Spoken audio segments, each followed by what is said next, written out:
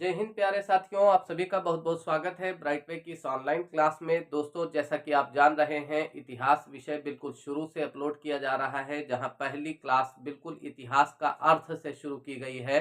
और वहीं आज हम लोग जो है सिंधु सभ्यता में जो अलग अलग नगर हैं उन नगरों के बारे में पढ़ेंगे। पुरानी वीडियो में हम लोगों ने जो तीन केंद्रीय नगर थे उन पर बात की, जैसे हड़प्पा, मोहनजोदड़ो, धौलावीरा, जो कि आपके केंद्रीय नगरों में गिने जाते थे। आज उन नगरों की बात करेंगे जिनकी अपनी अपनी विशेषताएं हैं।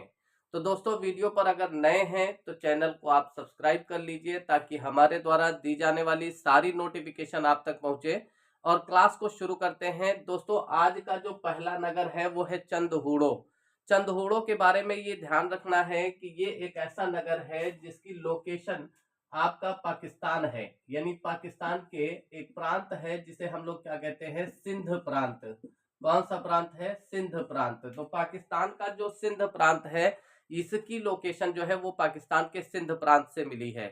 सिंध प्रांत से ही मोहनजोदड़ो भी मिला है, लेकिन ये ध्यान रखने की जरूरत है कि मोहनजोदड़ो और जो चंदहूड़ो है इनके बीच में जो डिस्टेंस है वो लगभग 130 किलोमीटर का है। और अच्छी बात यह है कि जहां से मोहनजोदड़ो जो कि सिंधु नदी के किनारे से मिला है, तो ये नगर यानी चंदहूड़ो जो है ये भी सिंधु नदी के किनारे से ही मिला है। ठीक है, इस चीज को याद रखिएगा कि किस नदी के किनारे है, तो सिंधु नदी के तट पर स्थित है, यानी सिंधु नदी के किनारे स्थित है।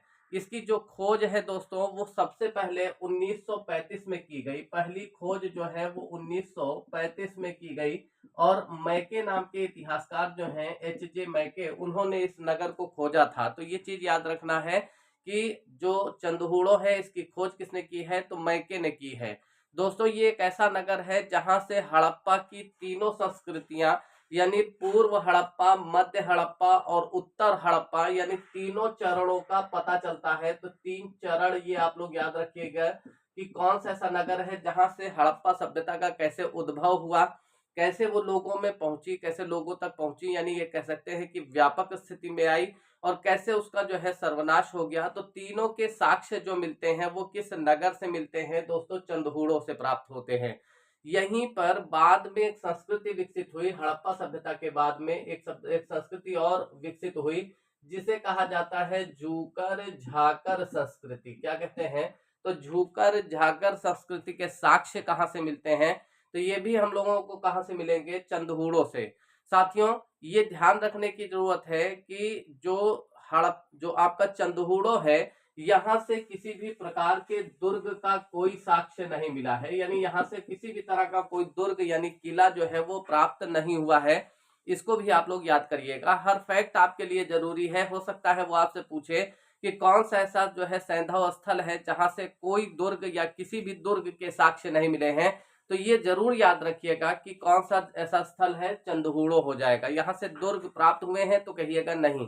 अच्छा, एक चीज और जो खास बात यहाँ पर आपको ध्यान रखनी है कि ये अपने समय का सबसे पुराना जो सौंदर्य प्रसाधन ग्रह रहा है, यानी हम इसे हिंदी में अगर कहें या अपने सरल शब्दों में कहें, जिसे आज हम लोग क्या कहते हैं, ब्यूटी पार्लर कहते हैं। तो ये जो ब्यूटी पार्लर है, ऐसा नहीं है कि आज ही महिलाएं जो है सौंदर्य प्रसाधन पर ध्यान दे रही हैं। महिलाओं ने आज से 4,500 साल पहले ही लिपस्टिक लगाना शुरू कर दिया था। यानी यहाँ से क्या मिलता है, लिपस्टिक के साक्ष्य जो है वो प्राप्त होते हैं। लिपस्टिक जो है मतलब बस एक अंतर आ गया है कि पहले क्या होता था कि महिलाएं हल्का फुल्का सा लिपस्टिक लगाती थी, लेकिन अब क्या हो गया है कि इतना तगड़ा लगा देती है कि जैसे मान लीजिए आप सड़क से जा रहे हैं तो अपने आप वो चमक पड़ेगी, आप जो है लिपस्टिक देखने लगेंगे। सामने से आ रही जो बस या ट्रक है वो आपको दिखाई नहीं देगी। तो बस इतने फर्क आया है। बाकी लिपस्टिक ये कल भी लगाती थी महिलाएं और आज भी लगा रही है। तो ये चीज याद रखिएगा कि लिपस्टिक के जो साक्ष्य हैं वो कहाँ से मिले हैं, वो चंदहूड़ो से प्राप्त हुए हैं। साथ ही साथ आपने सुना होगा सुरमे की छड़ी यहाँ से प्राप्त हुई है।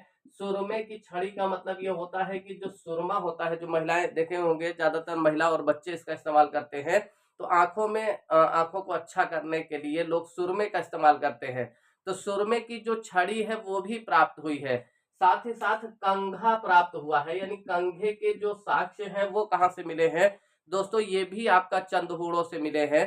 इसके अलावा मनका बनाने का कारखाना मिला है। क्या मिला है? मनका बनाने का जो कारखाना है, मनका का मतलब कह सकते हैं बर्तन, तो बर्तन बनाने का जो कारखाना है दोस्तों, ये कहां से मिला है? ये भी आपका चंदहूड़ों से प्राप्त हुआ है। इसके अलावा एक चीज याद रखना है साथियों कि जितनी भी ईंट यहाँ से मिली हैं, ईंट वो सारी की सारी, ज्यादातर जो ईंटें हैं वो वक्राकार है, यानी वक्र के आकार की ईंटें मिली हैं। और इनका जो अनुपात है, खास तौर पर जो चंदहूड़ों में जो ईंटें मिली हैं उनका जो आकार है या अनुपात है वो 4:2:1 है। यानी ये चीज याद रखना है,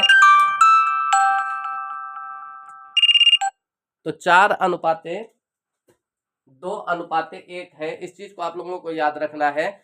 साथ ही साथ एक ईंट ऐसी मिली है जिस पर कुछ पंजों के निशान मिले हैं, तो पंजों के निशान वाली जो ईंट है वो कहां से मिली है? वो भी साथियों आपको मिली है, मतलब कह सकते हैं उसमें जो बिल्ली है, बिल्ली का पीछा करता हुआ एक कुत्ता, तो इन दोनों के पंजों के निशान मिले हैं, बिल्ली के और कुत्ते के पंजे के निशान जो मिले हैं वो कहां से प्राप्त हुए हैं? तो चंदहूड़ों से। ठीक है साथियों, तो आशा कर रहे हैं कि आज की ये वीडियो आपको अच्छी लगी होगी। वीडियो अगर पसंद आई है तो वीडियो को ज्यादा से ज्यादा शेयर करिए। अगले नगर पर हम लोग बाद में बात करेंगे, यानी अगला नगर जो होगा वो कालीबंगा होगा।